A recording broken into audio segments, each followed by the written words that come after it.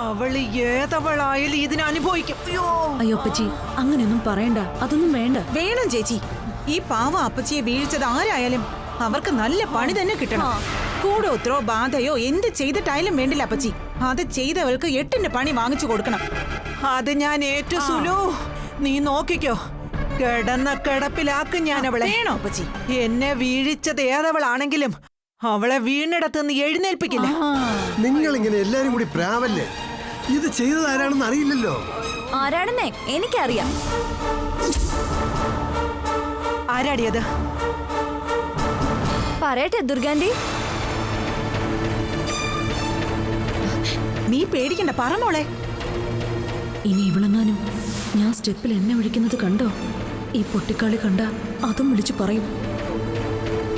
ആരാ എണ്ണ ഒഴിച്ചെന്ന് പറയടി.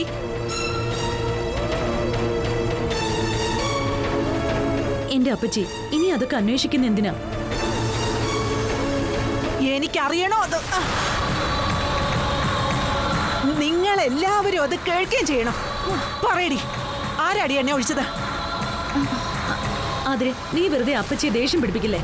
ഒന്നാമതേ നടുവെട്ടിയിരിക്കുക. നടുവെട്ടിയിരിക്കുമ്പോ ദേഷ്യം വന്നാലേ വേദന കൂടും. ചിലപ്പം ശരീരം തന്നെ തളർന്നു പോകാനും മതി. ഒരു കുഴപ്പവും ഇല്ല എനിക്ക്. നീ പറഞ്ഞു, എന്നെ കുളിപ്പിച്ച് കിടത്താൻ നോക്കിയത് ആരാ? പറയടി. പറ ആതിരെ, നീ പറ മോളെ. നീ ഒന്ന് പറ ആതിരെ. തുളസി. അവളാ എണ്ണ ഒഴിച്ച് മാമൂസിനെ വീഴ്ത്തിയത്.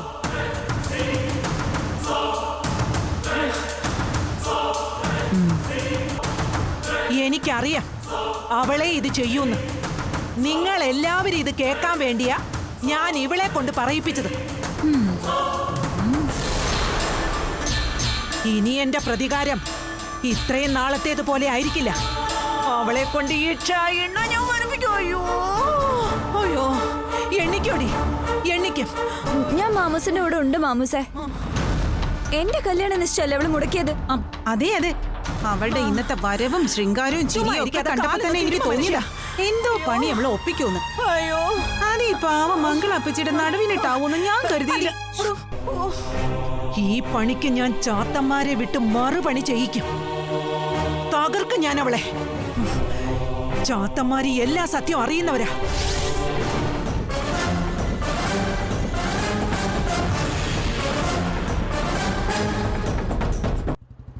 നിർത്ത നിർത്ത. എന്താ അവിടെ നിർത്ത. എന്താന്ന് ഞാൻ പറയാ, നിർത്ത. എന്നെ നീ വിട്ടോ. അതെന്താ? നീ ഇങ്ങനെ 100-ലും 150-ലും പായുമ്പോ ഞാൻ പുറകെ ഇരുന്ന ശരിയാവില്ല. അതെന്താ? നീ അങ്ങ് പറന്നു പോവൂ? ആ, അതിനും സാധ്യതയുണ്ട്. എന്തായാലും നിന്റെ പിന്നിരുന്ന് എനിക്ക് ഹോസ്പിറ്റൽ ICUയിൽ എത്തണ്ട, മനസ്സിലായോ? നീ എന്നെ കുറിച്ച് ഇങ്ങനെയാണ് കരുതിയിരിക്കുന്നത്? എടി, എനിക്ക് നല്ല കൺട്രോളാ. പിന്നെ കൺട്രോള്. എടാ, നിന്നെ പോലെ കുറെ മണ്ടന്മാരുണ്ട്. 2 വീലുള്ള ഈ സാധനത്തിൽ കയറി ഇരുന്നിട്ട് കൺട്രോൾ എന്ന് പറയും. എന്ത് കൺട്രോള്? ഒരു കല്ല് കയറി തെന്നിയാ മതി നിന്റെയൊക്കെ കൺട്രോള് പോവാൻ. ഓ, സമ്മതിച്ചു. അപ്പൊ നീ ഒരു കാര്യം ചെയ്യ്, വല്ല കാള വണ്ടിയും കിട്ടുമോ നോക്ക്, നമുക്ക് അതിൽ യാത്ര ചെയ്യാം. നീയൊക്കെ ഏത് യോഗത്തിലാ ജീവിക്കുന്നത്? ആ, ഇതാ നിന്റെ കുഴപ്പം. പറയുന്നതല്ല നീ കേൾക്കുന്നത്. അത് ഈ കാര്യത്തിലല്ല, എല്ലാ കാര്യത്തിലും ഞാൻ എന്ത് പറയുന്നു അതിനെതിരാ നീ മനസ്സിലാക്കുന്നത്. ചുമ്മാ ഓരോന്ന് പറയല്ലേ. നിന്നോട് പെരുപഴിന്ന് വഴക്കുണ്ടാക്കാനല്ല ഞാൻ നിന്നെ കൊണ്ട് ഇറങ്ങിയത്. ഓ, ഞാനിന്ന് നടന്നു പോയിക്കോളാം. പിണങ്ങല്ലേ തുളസി, നിക്ക്. നീ വണ്ടി കയറ്, നമുക്ക് ടിക്കറ്റ് ബുക്ക് ചെയ്യണ്ടേ? നമുക്കല്ല, ഞാൻ എന്റെ അമ്മയ്ക്കും അച്ഛനും ഗുരുവായൂർക്ക് പോകാനുള്ള ടിക്കറ്റ് ബുക്ക് ചെയ്യാൻ ഇറങ്ങിയപ്പോഴാ നീ എന്നെ നിർബന്ധിച്ച് നിന്റെ ഒപ്പം കൊണ്ടുവന്നത്. നിന്റെ ഉദ്ദേശം മരണപ്പാച്ചിലാണെന്ന് അറിഞ്ഞിരുന്നെങ്കിൽ ഞാൻ നിന്റെ കൂടെ വരില്ലായിരുന്നു. അപ്പോ നീ ശരിക്കും പേടിച്ചു പോയല്ലേ? ഞാൻ കരുതിയത് നിനക്ക് കുറച്ച് ധൈര്യമൊക്കെ ഉണ്ടെന്ന്. അതെ, ഈ ബൈക്ക് കയറിയിരുന്ന് മിന്നൽ പോലെ പായുന്നത് ധൈര്യമുള്ളവരല്ല, മണ്ടന്മാരാ. നിനക്ക് വിവരവും ബോധവും ഇല്ലെന്ന് അറിയായിരുന്നെങ്കിലും ഇത്രയും മണ്ടനാണെന്ന് ഞാൻ വിചാരിച്ചില്ല. എടി അടക്കക്കുരുവി, നീ ഒരുപാട് കയറി വിളയല്ലേ. ഒരുപാട് മൂത്താലേ വിത്തിന് കൊള്ളില്ല. നീ വലിയ തമാശയൊന്നും പറയണ്ട. ഇത്രയും നേരം വീടിനകത്ത് മൂങ്ങയിരിക്കുന്ന പോലെ കണ്ണോടച്ചിരിപ്പായിരുന്നല്ലോ. അത് പിന്നെ ആദ്യം എന്റെ തലയെ കെട്ടി വെക്കാൻ നോക്കിയാ ഞാൻ പിന്നെ എങ്ങനെ ചില്ലാവുന്നേ? അയ്യോ, നീ ചില്ലോ ഹോട്ടോ എന്തോ ആയിക്കോ, അതിനിടയിൽ ഞാൻ വേണ്ട. എടി, ഞാൻ ഒരുപാട് പ്രാർത്ഥിച്ചു എന്റെയും ആതിരയുമായുള്ള നിശ്ചയം നടക്കാതിരിക്കണേന്ന്.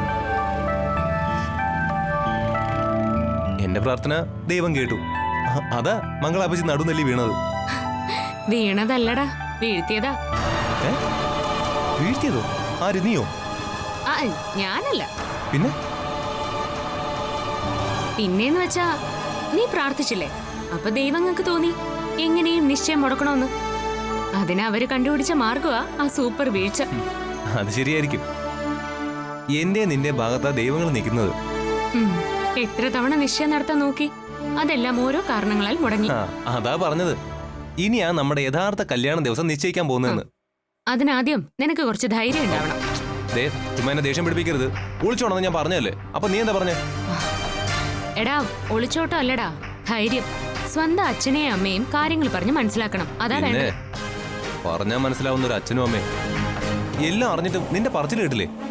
അതൊക്കെ മാറ്റിയെടുക്കാൻ നിനക്ക് കഴിയണം. നിന്റെ അച്ഛന്റെ കാര്യത്തിൽ നീ ശ്രമിച്ചാൽ മാറ്റം ഉണ്ടാക്കാം. അതിനിപ്പോ അച്ഛനല്ലേ അമ്മയെക്കാളും പ്രശ്നം ഉണ്ടാക്കുന്നേ? എടാ, അത് മാറ്റിയെടുക്കാൻ കഴിയുമെന്ന് എനിക്ക് ഉറപ്പുണ്ട്. നീ എന്താ അങ്ങനെ പറയുന്നത്? നിനക്ക് എന്തുറപ്പാ കിട്ടിയത്? ഉറപ്പൊന്നും കിട്ടിയിട്ടില്ല, പക്ഷേ ഒരു സാധ്യത തെളിഞ്ഞിട്ടുണ്ട്. അതെന്താണെന്ന് എന്നോടും കൂടി പറ. അതിപ്പോ പറയാൻ പറ്റില്ല. ചില കാര്യങ്ങളും കൂടി ശരിയാവാനുണ്ട്. ഇതാ നിന്റെ കുഴപ്പം. കൃത്യമായിട്ട് ഒന്നും പറയില്ല, എന്നിട്ട് എന്നെ കുറ്റപ്പെടുത്തുന്ന ഓരോ കാരണവും കണ്ടെത്തും. എടാ, നിന്നെ ഞാൻ കുറ്റപ്പെടുത്തുന്നതേ നമ്മുടെ ജീവിതം നല്ല രീതിയിൽ എത്താനാ. നിന്നോടുള്ള പിണക്കവും വഴക്കും ഒക്കെ നമ്മുടെ നന്മയ്ക്ക് വേണ്ടിട്ടാ. എന്തായാലും ഇനി ഒരു കല്യാണ നിശ്ചയം ഉണ്ടെങ്കിൽ അത് കൃത്യമായിരിക്കും. അതെന്താ? ഒന്നേ തെറ്റിയാ മൂന്നെണ്ണല്ലേ? ഇപ്പൊ 3 കഴിഞ്ഞില്ലേ? ഓ, ഇങ്ങനൊരു അന്ധവിശ്വാസേ. എടാ ജിറാഫെ, ഇങ്ങനെ നിന്നാ ഗുരുവായൂർക്ക് ടിക്കറ്റ് എടുക്കലുണ്ടാവില്ല. എന്നാലേ ഞാൻ ഓൺലൈനിൽ ബുക്ക് ചെയ്യാം. എന്നാ പിന്നെ നിനക്കത് വീട്ടിൽ വെച്ച് ചെയ്താൽ മതിയായിരുന്നില്ലേ? അന്നേരം നീ അത് ഓർത്തില്ലല്ലോ. ഇതാ എല്ലാവരും ട്യൂബ്ലൈറ്റ് എന്ന് വിളിക്കുന്ന. ഓർക്കാത്തോണ്ടൊന്നും അല്ല, എങ്ങനെയും നിന്നെയും കൊണ്ട് ഒരു ട്രിപ്പ് അടിക്കാൻ വേണ്ടിട്ടാ ഞാൻ അന്നേരം അത് പറയാതിരുന്നത്. ഇപ്പൊ നമ്മള് ഓൺലൈനിൽ ടിക്കറ്റ് ബുക്ക് ചെയ്യുന്നു, എന്നിട്ടൊരു റൈഡ് പോകുന്നു. ഇപ്പൊ മനസ്സിലായോ ഞാൻ ട്യൂബ് ലൈറ്റ് അല്ല എമർജൻസി ലൈറ്റ് ആണെന്ന്? സമ്മതിച്ചു. വാ കേറ്. ഒറ്റ കണ്ടീഷൻ, എപ്പോ 70-ന് മുകളിൽ സ്പീഡോമീറ്ററിന്റെ സൂചി എത്തുന്നോ അപ്പൊ ഞാൻ നിർത്താൻ പറയാം. ശരി, നീ കേറ്.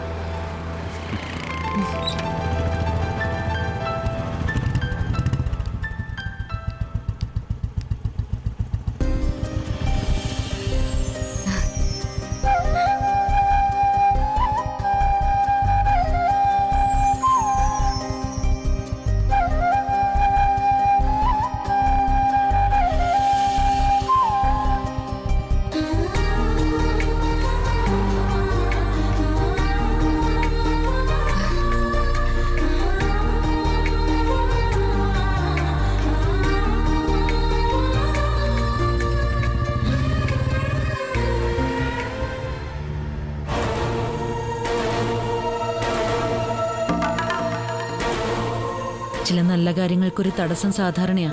ഇതിനെയും അങ്ങനെ കരുതാനാ എനിക്കിഷ്ടം.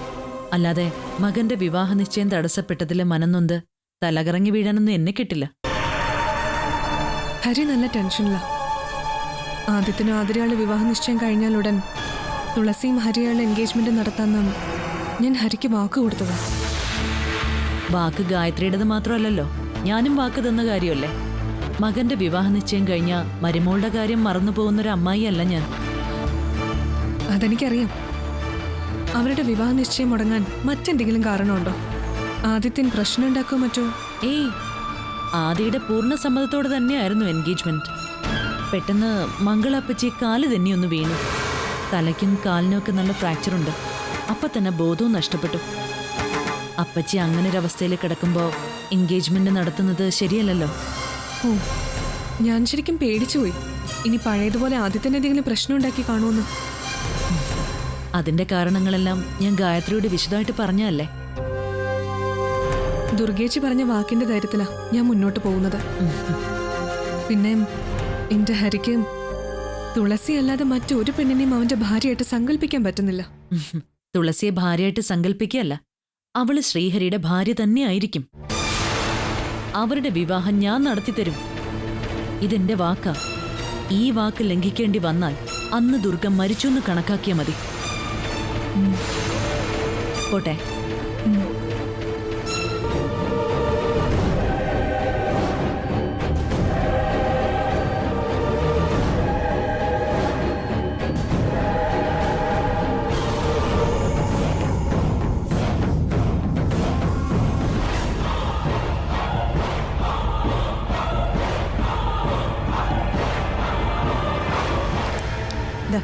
അപ്പച്ചി പിടിക്കേ.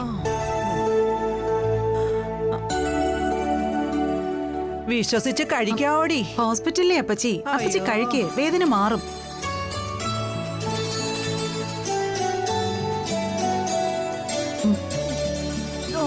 അയ്യോ, എനിക്ക് കിടക്കാനും ഇരിക്കാനും വയ്യാത്ത അവസ്ഥയാ. ഈ കിടപ്പിൽ എന്നെ ആക്കിയതിനുള്ള പ്രതികാരം ചെയ്തില്ലെങ്കിൽ എന്റെ പേര് മംഗളയെന്നല്ല. ആ തുളസിയെ നമുക്ക് ഇതുപോലെ ആക്കണം അപ്പച്ചി. അപ്പച്ചിയുടെ കുട്ടിച്ചാത്തന്മാരിങ്ങ് വരട്ടെ.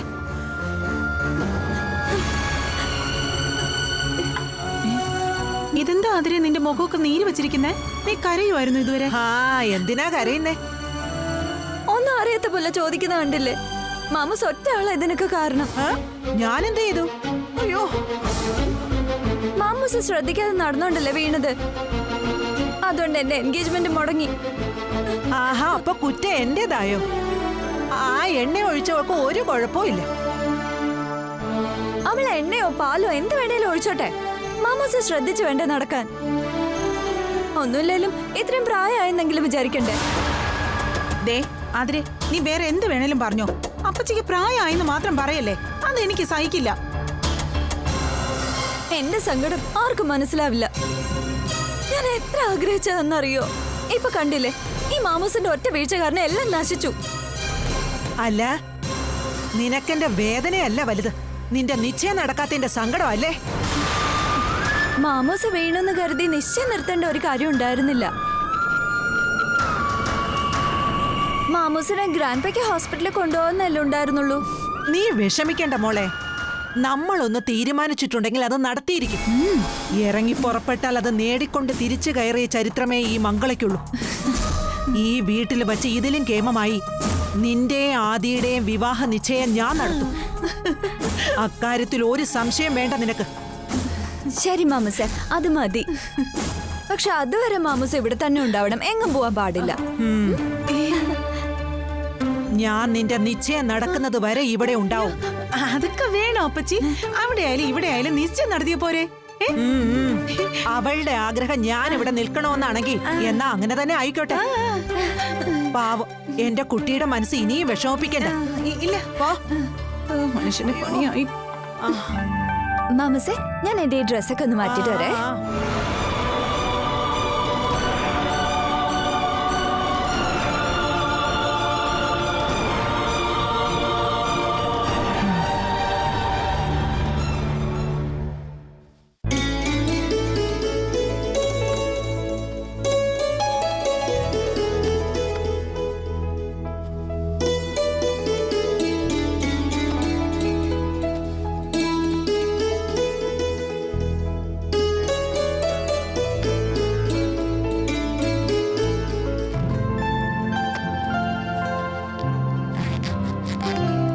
തുളസിയും കൂട്ടി പോകണമെന്നായിരുന്നു ആഗ്രഹം. അത് ഇനിയൊരിക്കലാവാം. ഇപ്പൊ എനിക്ക് ശരിക്കും സമാധാനം തോന്നുന്നുണ്ട്. എല്ലാം ശരിയാകുമെന്നും ആദിമോനെ കൊണ്ട് തുളസിമോളെ വിവാഹം ചെയ്യിപ്പിക്കാനാവുമെന്നും എനിക്ക് പ്രതീക്ഷയുണ്ട്. എത്രയോ നാള് കൂടിയാ നിന്റെ മുഖത്തൊരു സന്തോഷം കാണുന്നറിയാമോ? അത് പിന്നെ അങ്ങനെയല്ലേ ജയേട്ടാ? എന്റെ ഏട്ടൻ ഒരു കാരണമില്ലാതെ എന്നോട് പിണക്കം കാണിച്ചപ്പോ ഞാൻ എന്തുമാത്രം വിഷമിച്ചെന്നറിയോ? ഈ ലോകത്ത് ഞാൻ എന്റെ ഏട്ടനെ സ്നേഹിച്ചതുപോലെ മറ്റാരെയും സ്നേഹിച്ചിട്ടില്ല. എന്നെപ്പോലും. എന്തിനാ കള്ളം പറയുന്നേ? ഏട്ടൻ കഴിഞ്ഞേ ഉള്ളൂ ജയേട്ടനും എന്റെ മനസ്സിൽ സ്ഥാനം. അല്ലെന്ന് പറഞ്ഞ ഞാൻ കള്ളം പറയുന്നതാവും. തൻ്റെ ഈ സത്യസന്ധതയാണ് എനിക്ക് തന്നോടുള്ള ഇഷ്ടം. സാധാരണ പെൺകുട്ടികൾ വിവാഹം കഴിഞ്ഞാൽ സ്വന്തം സഹോദരന്മാരെയും സഹോദരിമാരെയും രണ്ടാം സ്ഥാനത്താക്കും. ഏറ്റവും പ്രിയപ്പെട്ടത് ഭർത്താവാണെന്ന് പറയും. ജീവിതത്തിന്റെ പകുതിയിൽ വെച്ച് വന്നു ചേർന്ന ആൾക്ക് വേണ്ടി ജീവിതത്തിൽ ആദ്യമുള്ള ആളുകളെ രണ്ടാമതാക്കും. അത് വലിയ അപമാനിക്കലാണെന്നാണ് എനിക്ക് തോന്നാറുള്ളത്. ഈ സ്നേഹം എന്നത് ഒരുപോലെ വിലയിരുത്തേണ്ടതല്ല. പരസ്പരം ഉണ്ടാകുന്ന വിശ്വാസവും കരുതലുമാണ് സ്നേഹമായിട്ട് മാറുന്നത്. എന്റെ ഏട്ടൻ എനിക്ക് നൽകിയ കരുതലും അടുപ്പവും എന്റെ സ്നേഹമായി മാറിയത്. ആ ഇഷ്ടം പിന്നെ എന്റെ ജീവശ്വാസമായി മാറി. ഇടയ്ക്ക് വെച്ച് ആ ശ്വാസം നഷ്ടമായപ്പോ കരയിൽ പിടിച്ചിട്ട് മീനിനെ പോലെ ഞാൻ പിടഞ്ഞു. അറിയാടോ, തൻ്റെ ഏട്ടനെ ഞാനും മനസ്സിലാക്കിയിട്ടുള്ളതാ. അങ്ങനെ ഒരാൾ പെട്ടെന്നൊരു ദിവസം മാറുന്നത് എനിക്കും വ്യക്തമാവാത്ത കാര്യമായിരുന്നു. ആ ജോത്സ്യർ ഇങ്ങനെ കള്ളം പറയുന്ന ഏട്ടൻ ഒരിക്കലും കരുതിയിട്ടുണ്ടാവില്ല. നമ്മുടെ വിവാഹം പോലും പ്രവചിച്ച ആളാ. എങ്ങനെയാണോ ഇങ്ങനെ മാറാൻ പറ്റുന്നത്? അതങ്ങനെയാ. പ്രകൃതിയും മനുഷ്യരും ഒരുപോലെയാ. സ്ഥായിയായ ഭാവങ്ങൾ ഉണ്ടാവാറില്ല. വെയിൽ മാറി മഴ വരുന്നതും പിന്നെ മഞ്ഞുകാലം വരുന്നതും കണ്ടിട്ടില്ലേ? അതുപോലെ മനുഷ്യ മനസ്സുകളിലും നന്മയും തിന്മയും മാറി മാറി വരും. തിന്മയെ പുറത്താക്കി നന്മയെ മനസ്സിൽ സൂക്ഷിക്കാൻ കഴിയുന്നവരാണ് എല്ലാ കാലവും നല്ല മനുഷ്യരായി നിലനിൽക്കുന്നത്. എന്തായാലും ഗുരുവായൂരപ്പന്റെ അനുഗ്രഹം കൊണ്ട് ആ കള്ളത്തരം മനസ്സിലാക്കാൻ കഴിഞ്ഞല്ലോ. ആ, തുളസിക്ക് മാധവി ചേച്ചി കൂട്ടുകിടക്കുമല്ലോ. വരാന്ന് പറഞ്ഞിട്ടുണ്ട്. പിന്നെ മൊബൈലിന്റെ ചാർജർ എടുത്ത് അതിനകത്ത് വെച്ചിട്ടുണ്ട്. പിന്നെ തന്റെ മരുന്ന് എല്ലാം എടുത്ത് വെച്ചിട്ടുണ്ട്. പിന്നെ അതെ, ഞാൻ എല്ലാം എടുത്ത് വെച്ചിട്ടുണ്ട്. പോയി ഫുഡ് കഴിക്കും. അല്ല, ഞാൻ ഈ ചീപ്പ് വെച്ചോട്ടെ. ഞാൻ വെച്ചോളാം. ചെല്ല് ചെയ്യേട്ടാ.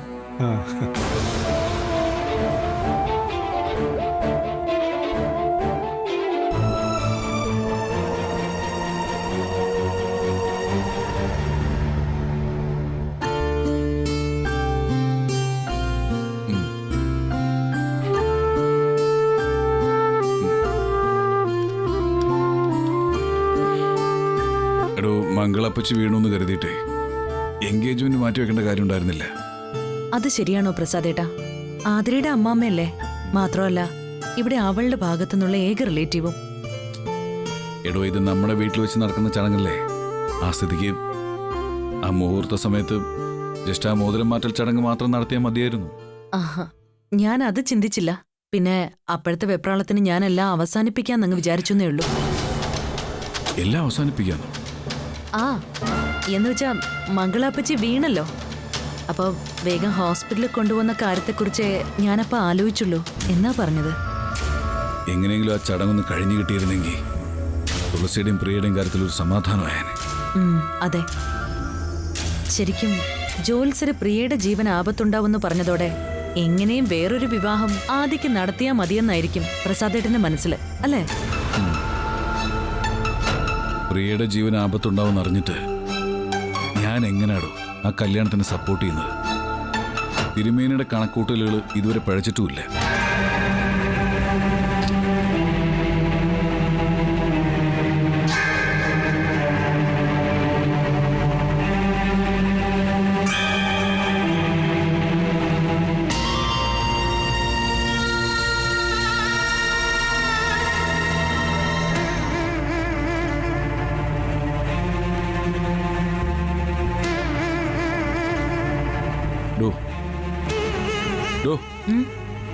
താനെന്താ ഈ ആലോചിക്കുന്നത്? എന്തെങ്കിലും പ്രശ്നമുണ്ടോ? ഏയ്, എന്ത് പ്രശ്നം? ഒരു പ്രശ്നവുമില്ല. മംഗളപ്പച്ചിയുടെ ഹെൽത്ത് ശരിയായ നമുക്ക് ഈ ചടങ്ങ് നടത്തണം.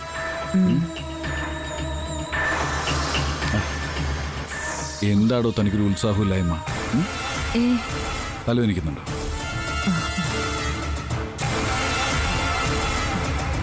ചൂടുണ്ടല്ലോ. തലയ്ക്കൊരു പുകച്ചിലുണ്ട്. താനിവിടെ ഇരിക്കെ, ഞാൻ ബാമിട്ട് തരാം. ഏയ്, അതൊന്നും വേണ്ട. കുറച്ച് കഴിയുമ്പോൾ മാറിക്കോളും. അതങ്ങ് മാറും. ഇരിക്കടോ അവിടെ. ചാരിയിരിക്കും. ചാരിയിരിക്കടോ. ഇതിന്റെ ഒന്നും ആവശ്യമില്ല.